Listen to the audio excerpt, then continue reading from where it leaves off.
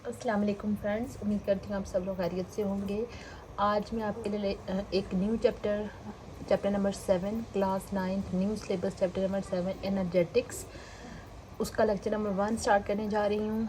अब आप देखें, सबसे पहले हम इसका शॉर्ट सा इंट्रोडक्शन देखेंगे कि इस चैप्टर में हम क्या पढ़ेंगे, और फिर उसके बाद हम सिस्टम और सराउंडिंग और थोड़ा सा इस चैप्टर का इंट्रो देखेंगे। ठीक है, सबसे पहले आप देखें कि हमारे पास कोई भी केमिकल रिएक्शन हो, ठीक है, केमिकल रिएक्शन की अगर हम बात करें, किसी भी केमिकल रिएक्शन की, ठीक है, तो उसके अंदर कोई ना कोई जो होती है, यानी कि एनर्जी का लाजमी इन्वॉल्व होता है। ठीक है, यानी कि हर केमिकल रिएक्शन में एनर्जी चेंज लाजमी होता है। ठीक है, मस्ट इन्वॉल्व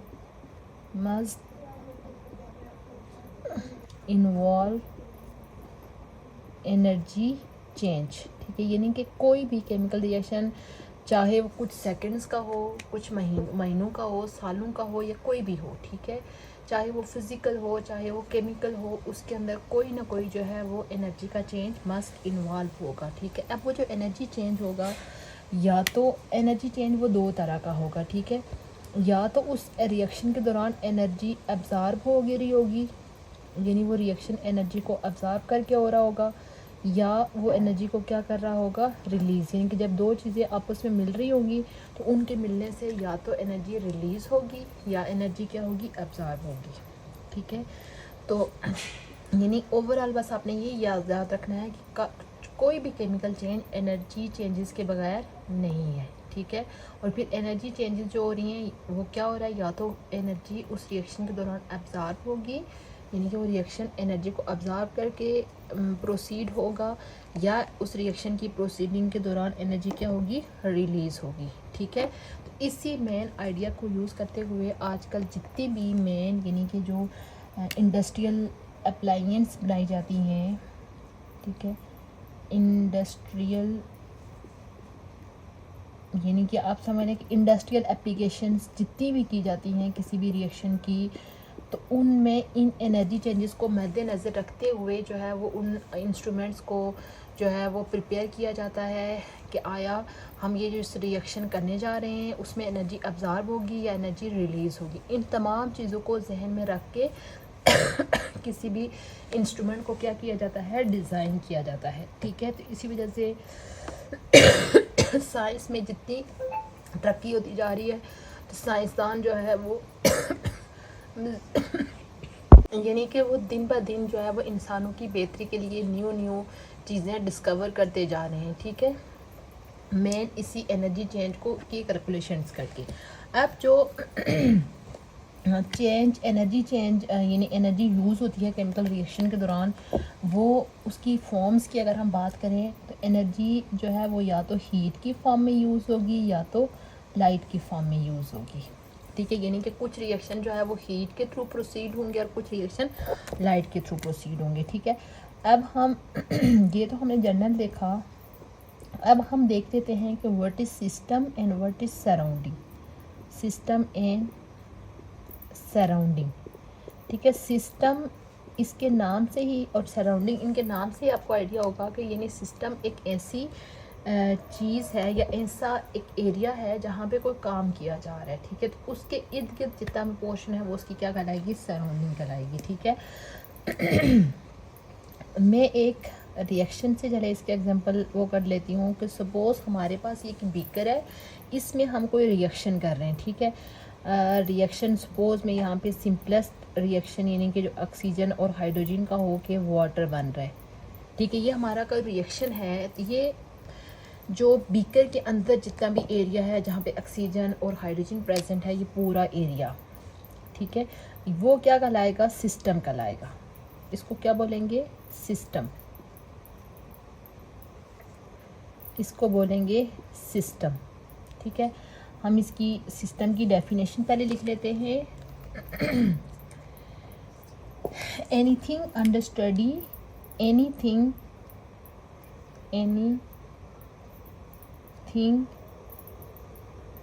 अंडर स्टडी और ऑब्जर्वेशन ठीक है, हर वो चीज़ जिसको हम अपनी स्टडी के अंदर लेके आ रहे हैं या उसको ऑब्ज़र्व किया जा रहा है, वो क्या कहलाएगा? सिस्टम कहलाएगा। ठीक है, अगर हम सराउंडिंग की बात करें तो इस बीकर के इंटरनल एरिया के बाहर जितनी भी चीज़ें मौजूद हैं वो इसका ये जो बीकर है, ठीक है, बीकर और इसके इर्द गिर्द जो उसका पूरा एटमॉस्फेयर है वो क्या कहलाएगा? सराउंडिंग कहलाएगा। यानी इसको हम क्या बोलते हैं? सराउंडिंग, जिसमें वो बीकर भी शामिल होगा और साथ में एटमॉस्फेयर। यानी कि अगर हम इसकी डेफिनेशन लिखें, एवरीथिंग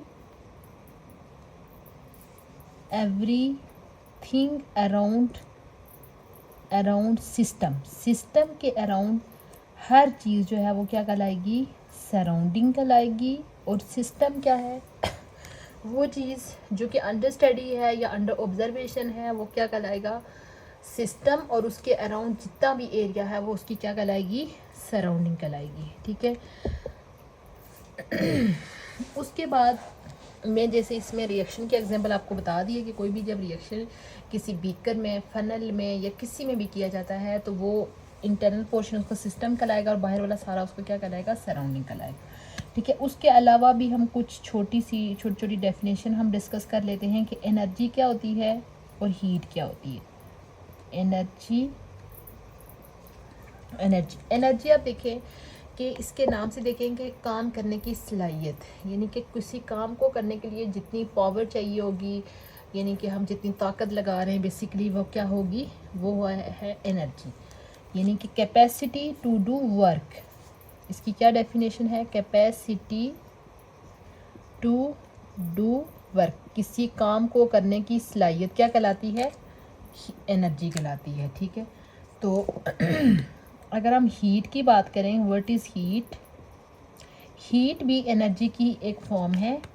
ठीक है, यानी कि ये फॉर्म है एनर्जी की। हीट किसकी फॉर्म है? Form of energy. ये एनर्जी की फॉर्म है। तो ये क्या करती है कि जो कोई हार्टर ऑब्जेक्ट होता है, सपोज हमारे पास कोई गर्म चीज़ है, ठीक है, हार्टर ऑब्जेक्ट से ये कहाँ पे ट्रांसफ़र हो जाती है? कोल्डर ऑब्जेक्ट में ट्रांसफ़र हो जाती है, colder object.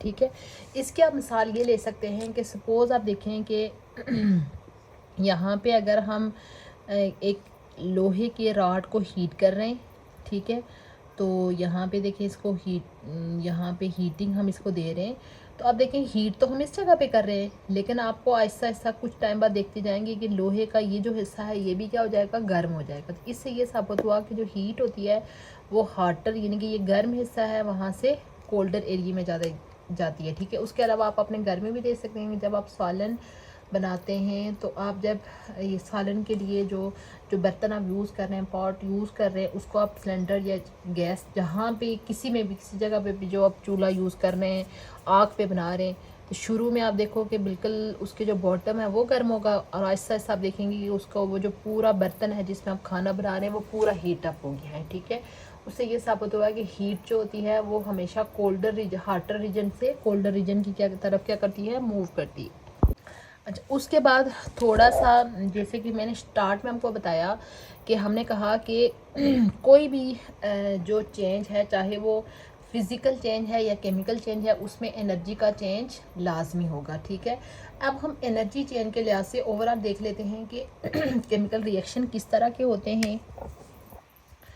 Types of chemical reaction, types of chemical reaction.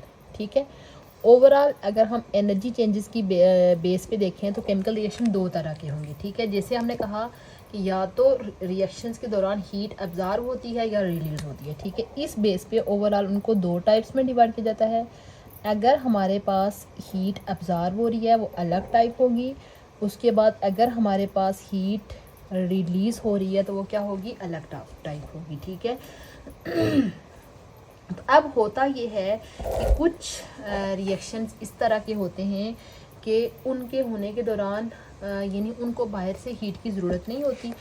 Suppose के यहाँ पे मैं ये हमारे पास एक वाटर मौजूद है बीकर में, इसके अंदर अगर हम NaOH डाल रहे हैं, ये भी हमारे पास एक कंपाउंड है, ठीक है। जब NaOH को इसके अंदर हल किया जाता है तो NaOH हल होने के बाद एकदम से यहाँ से आप समझ बुलबुले से बनना शुरू हो जाएंगे। तो आप इस बीकर को बाहर से टच करोगे, जिस बीकर में हम इसको बना रहे हैं, तो वो हीट अप हो जाएगा।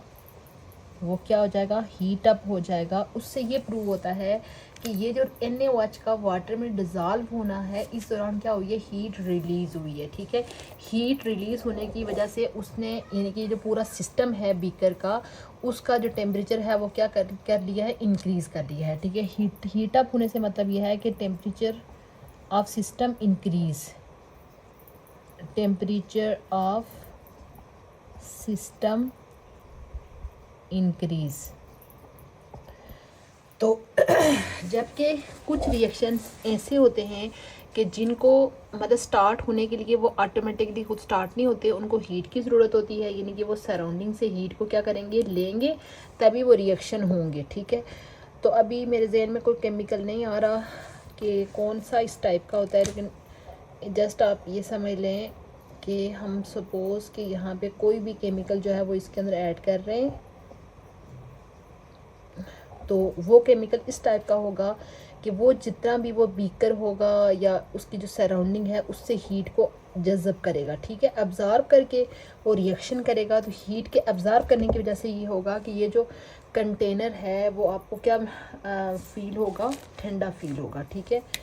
ये वाला कोल्ड हो जाएगा, ठंडा होगा। जैसे उस केस में क्या था कि उस केस में आप उस बीकर को पकड़ रहे थे तो आपको हीट अप फील हो रहा था, लेकिन यहाँ पे आपको वो जो बीकर है वो आपको ठंडा महसूस होगा।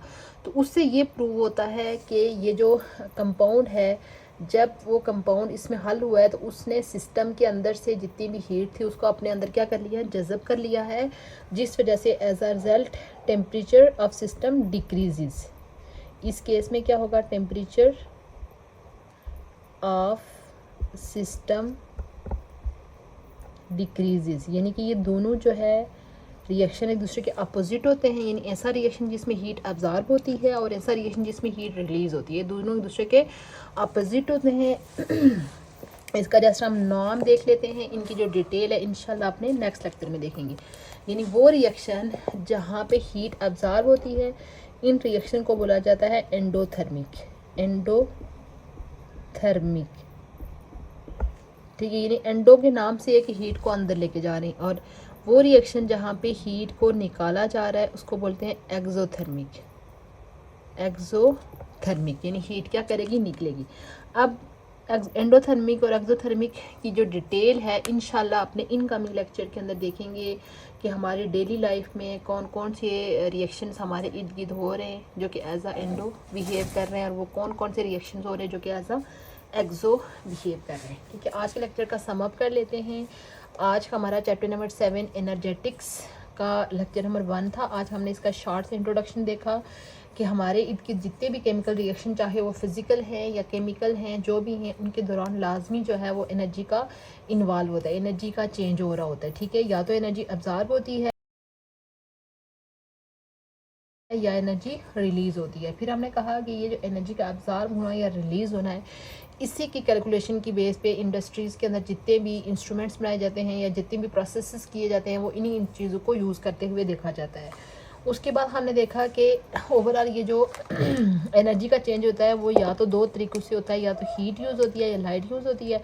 फिर हमने सिस्टम और सराउंडिंग की डेफिनेशन देखी कि एनीथिंग अंडर ऑब्जर्वेशन जो होगी वो सिस्टम होगा, जबकि उसके इर्द गिर्द जितना भी एरिया है वो उसकी सराउंडिंग कहलाएगी। फिर उसके बाद हमने एनर्जी और हीट की डेफिनेशन देखी। फिर उसके बाद हमने ओवरऑल केमिकल रिएक्शन जिनमें हीट अब्जॉर्ब होती है और जिनमें हीट रिलीज होती है, दो टाइप्स डिस्कस की। पहली टाइप जहाँ पे हीट अब्जॉर्ब हो रही है उसको एंडोथर्मिक बोल रहे हैं, और दूसरी टाइप जिसमें हीट रिलीज़ हो रही है उसको एक्सोथर्मिक बोल रहे हैं। यह था हमारा आज का लेक्चर। उम्मीद करती हूँ आपको आज का लेक्चर अच्छा लगा होगा। इंशाल्लाह बहुत जल्द मैं इस चैप्टर के न्यू लेक्चर्स के साथ हाज़िर होंगी। तब तक के लिए अल्लाह हाफिज़।